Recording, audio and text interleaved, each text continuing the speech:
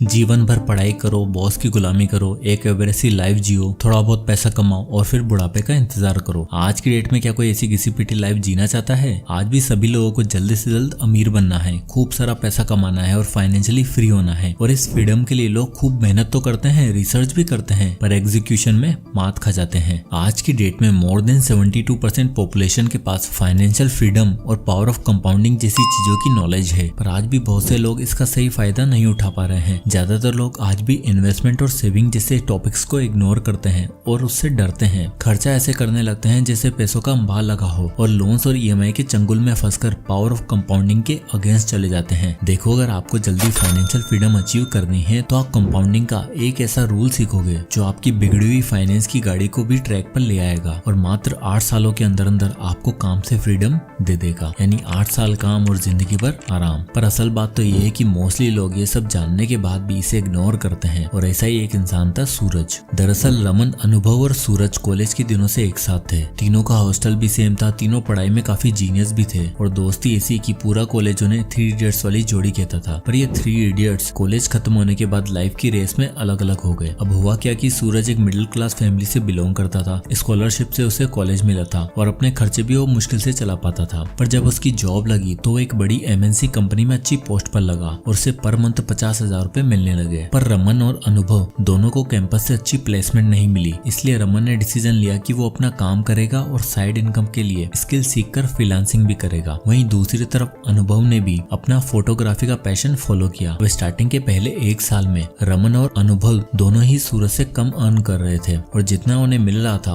उनमें से पैसा बचाकर वो थोड़ा बहुत इन्वेस्ट भी करते थे ताकि वो मार्केट को समझ पाए और वेल्थ भी बना पाए। कहीं ना कहीं अनुभव और रमन ये जानते थे कि सिर्फ एक सोर्स ऑफ इनकम से तो काम नहीं होने वाला है और न ही जिंदगी भर हम नौकरी या कोई काम कर पाएंगे। इसलिए बजट बनाकर चलना और इन्वेस्टमेंट के रूप में एक ऐसा इनकम सोर्स बिल्ड करना होगा जो लाइफ टाइम के लिए हमेशा कैश इनफ्लो देता रहे। पर सूरज का ऐसा कोई ख्याल नहीं था। 50,000 पर मंथ की इनकम जिस इंसान को मिल जाए वो तो चाहेगा ना कि क्यों ना एक बार खुल के जिया जाए, और सूरज ने बिल्कुल वैसा ही किया। तो सूरज बचपन से ही 5 फैमिली मेंबर्स के साथ एक छोटे से घर में रहता था। उसके बाद कॉलेज में भी 3 लोगों के साथ एक कमरा शेयर करना पड़ता था। पर अब जब उसकी अच्छी नौकरी लग चुकी थी तो उसने डिसाइड किया कि क्यों ना अपना खुद का एक फ्लैट ले लिया जाए। सबसे पहले सूरज ने अपने ऑफिस के पास वाला अपार्टमेंट में 15,000 रुपए पर मंथ पर एक रेंट पर अपार्टमेंट ले लिया। 1 BHK अपार्टमेंट जिसमें सूरज अकेला खुल के रहता था। जहाँ एक तरफ रमन और अनुभव पैसा बचाकर इन्वेस्टमेंट के पक्ष में थे, वहीं सूरज का मानना था कि यार एक ही तो जिंदगी मिली है, खाओ पियो ऐश करो, बात की बात में देखी जाएगी। तो अब खर्चों का सिलसिला शुरू हो ही चुका था। तो सूरज ने डिसाइड किया कि अब 1 साल हो गया है, सैलरी में इंक्रीमेंट भी मिला है, तो क्यों ना अपनी गाड़ी ले ली जाए। सूरज ने 10 लाख की कॉम्पैक्ट SUV खरीद ली। अब आप यहाँ देख ही सकते हो कि 10 लाख की गाड़ी लेने पर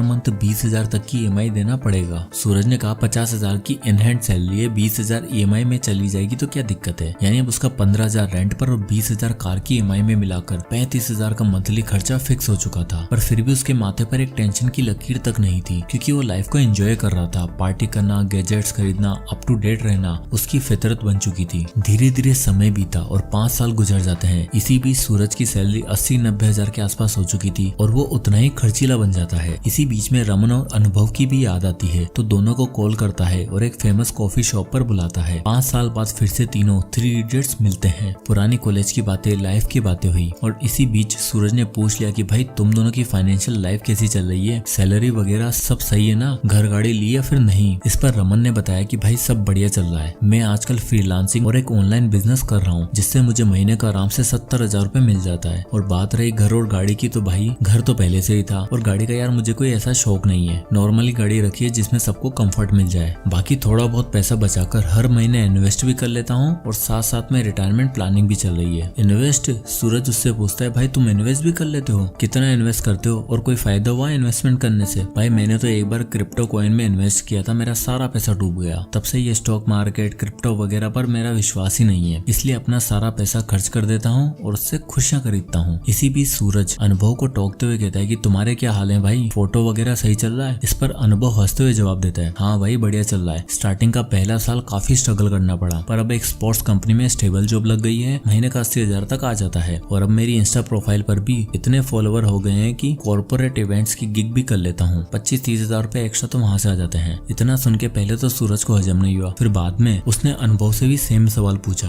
कि भाई पैसा रुपया तो कमा लिया, पर घर गाड़ी अच्छी लाइफ लाइफस्टाइल है कि नहीं। इस पर अनुभव ने बताया कि भाई धीरे धीरे सब होगा, और तो और अगले 8-10 सालों में मैं रिटायरमेंट भी लेने वाला हूँ। इस पर सूरज ने पूछा भाई इतना पैसा कहाँ से आ रहा है, और रिटायरमेंट के बाद तो सैलरी भी नहीं मिलेगी, मजाक कर रहा है क्या। सूरज की इस बात पर अनुभव उसे बताता है कि भाई मैं स्टार्टिंग से इन्वेस्ट कर रहा हूँ और मैंने कंपाउंडिंग का 8-4-3 रूल सीखा है जो मुझे अर्ली रिटायरमेंट लेने में मदद करेगा। अभी सुनकर सूरज को थोड़ा शौक लगा। वो कहता है भाई तुम लोग कमा लो यार, तुम्हारी जब इनकम 25-30 हजार थी ना, तुम तब भी पैसा बचा लेते थे और अब भी बचा लेते हो। मेरी तो 50,000 रुपए की जब जॉब थी तब भी कुछ नहीं बचता था, और आज 90,000 हो गई है तब भी कुछ नहीं बचता। मेरे ख्याल से तो ये सेविंग वगैरह तुम तभी कर सकते हो जब तुम अपना सारे जरूरी खर्चे पर ब्रेक लगा दो और सिर्फ खाना खाओ और सेव करो। इस पर रमन ने उसे समझाया कि भाई ऐसा नहीं है, दरअसल मैं अपनी सेविंग के लिए शुरू से एक रूल फॉलो करता हूँ जो है द 80-20 रूल। रमन ने बताया कि वो 80-20 बजटिंग रूल की मदद से अपनी सैलरी का 80% जरूरी खर्चों के लिए रखता है और 20% सेव करके महीने का इंडेक्स फंड में इन्वेस्ट कर देता है। रमन ने बताया कि जब मुझे स्टार्टिंग में 25,000 का काम मिला था तब भी उसका 80% यानी कि 20,000 में मैंने खर्चा चलाया था, और बचे 20% यानी 5,000 रुपए मैंने निफ्टी 50 इंडेक्स फंड में इन्वेस्ट कर दिए थे।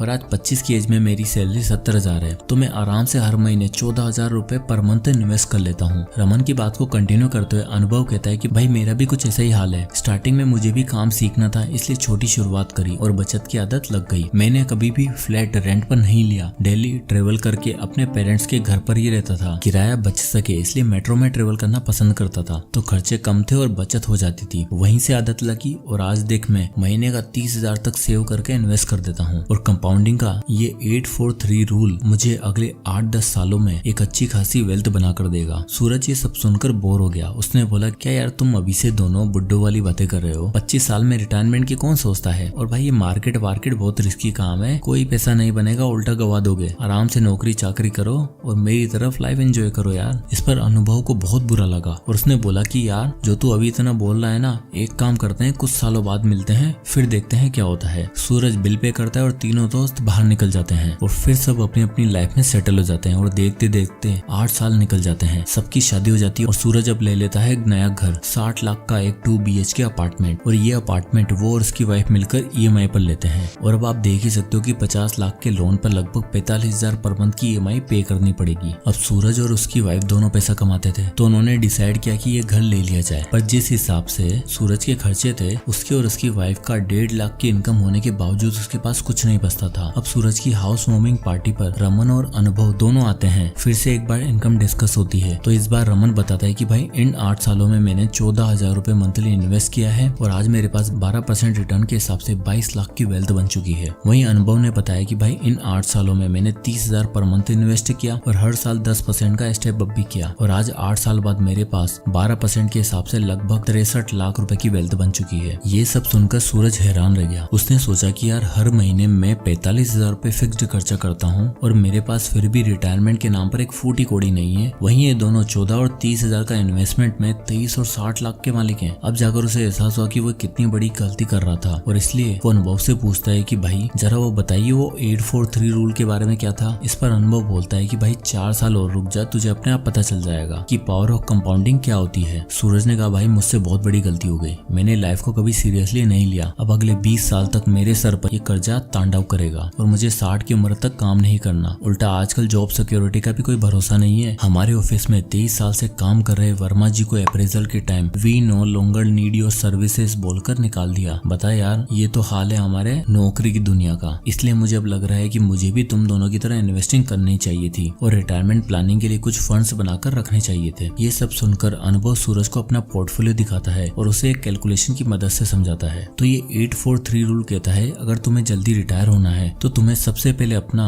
एक ड्रीम अमाउंट डिसाइड करना होगा और हर महीने एक ऐसा अमाउंट इन्वेस्ट करना है जिस पर हर साल 10% का स्टेप अप और 12% एनुअल रिटर्न की मदद से तुम्हें अपना पहला 50 से 60 लाख बनाने में 8 साल लगेंगे। जैसा तुम यहाँ चार्ट में देख सकते हो कि अगर तुम 30,000 पर मंथ इन्वेस्ट करते हो जहाँ तुम्हें 12% का सालाना रिटर्न मिल रहा है तो केवल 8 साल में तुम्हारे पास 0.05 करोड़ यानी 50 लाख रुपए होंगे और अगले 4 सालों में तुम्हारी वेल्थ 1 करोड़ हो जाएगी और अगले 3 सालों में अब तुम्हारे पास 50 लाख और यानी टोटल 1.5 करोड़ हो जाएंगे और बाकी के 50 लाख तो अब 1-2 साल में तुम्हारे पोर्टफोलियो में ऐड होते चले जाएंगे और अगले 20 साल तक इन्वेस्ट करते हो तो तुम्हारी टोटल वेल्थ 3 करोड़ की होगी। अब इस पर सूरज ने सवाल किया कि भाई तेरा रिटायरमेंट अमाउंट कितना है। इस पर अनुभव ने कहा भाई 1 करोड़ है। तो सूरज ने पूछा कि अगर कैलकुलेशन के हिसाब से देखें तो तू मात्र 10 सालों में 1 करोड़ कमा लेगा, फिर ये 15 साल और 30,000 ही क्यों, थोड़ा कम इन्वेस्ट कर लेता। इस पर अनुभव ने समझाया कि भाई अगले 10 सालों बाद मेरे 1 करोड़ की वैल्यू 1 करोड़ नहीं रहेगी, क्योंकि उस पर इन्फ्लेशन भी लगेगी जो मेरे पैसों की वैल्यू को कम कर देगी। इसलिए अगर हमें लॉन्ग टर्म के लिए कोई भी कैलकुलेशन करनी है तो हमें इन्फ्लेशन को एडजस्ट करके चलना चाहिए, ताकि हम राइट टाइम पर राइट अमाउंट अचीव कर पाए। इसलिए अनुभव ने अपनी कैलकुलेशन में 6% इन्फ्लेशन को एडजस्ट किया और सूरज को दिखाया कि भाई देख, इन्फ्लेशन के हिसाब से मुझे पहला 50 लाख बनाने में 10 साल लगेंगे और 15 साल बाद जिस अमाउंट की वैल्यू 2.6 करोड़ तू देख रहा है वो इन्फ्लेशन के बाद होगी 1 करोड़ रुपए। इसलिए इन्वेस्टमेंट करने के साथ साथ इन्फ्लेशन का भी ध्यान रख के रिटायरमेंट प्लानिंग करनी होती है, जिसके लिए 843 rule of compounding best rule है। तो आपने देख ही लिया कि 40 की उम्र में सही प्लानिंग और 843 कंपाउंडिंग के रूल से आप आराम से एक ऐसा अमाउंट अचीव कर सकते हो जिससे आपको सेंस ऑफ फ्रीडम मिलेगी। फिर चाहे तो आप छोटे छोटे multiple businesses, real estate property खरीद कर मल्टीपल इनकम सोर्स बना सकते हो। दुनिया के फेमस इन्वेस्टर वॉरेन बफेट खुद बहुत छोटी उम्र से कंपाउंडिंग का रूल फॉलो करते थे, जिससे वो आज तक इतने अमीर बन पाए हैं। इसलिए वो हमेशा कहते हैं ट्रेडिंग और गेट रिच क्विक जैसी स्कीम्स में ना फंसे, लॉन्ग टर्म इन्वेस्टमेंट और मार्केट ग्रोथ पर भरोसा रखें। अपना पैसा हो सके तो इंडेक्स फंड में इन्वेस्ट करें, ताकि आपको लाइफ में कभी भी अपनी अगली पीढ़ी से उम्मीदें लगाने की नौबत ना पड़े और आप खुद अपने लिए और अपने बच्चों के लिए सफिशिएंट वेल्थ